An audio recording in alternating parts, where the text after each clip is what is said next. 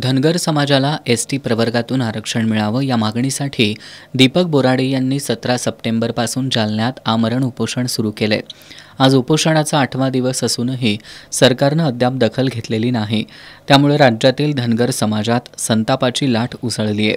दीपक बोराडे यांच्या उपोषणाला कोल्हापूर जिल्ह्यातील सकल धनगर समाजाच्या वतीनं आज जिल्हाधिकाऱ्यांना निवेदन देऊन पाठिंबा दर्शवण्यात आलाय।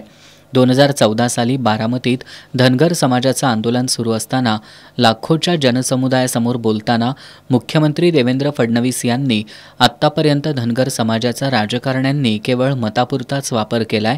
त्यामुळे भाजपची सत्ता आल्यानंतर कॅबिनेटच्या पहिल्या बैठकीत धनगर समाजाला आरक्षण देण्याबाबत निर्णय घेऊ असा शब्द दिला होता।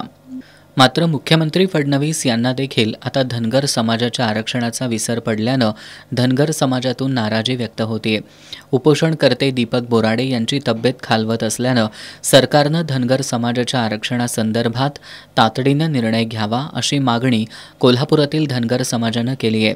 निवेदन सादर करताना धनगर समाजाचे नेते बबन रानगे, संजय वाघमोडे, संजय पटकारे, शहाजी सीद, मेघना गावडे आदी उपस्थित होते।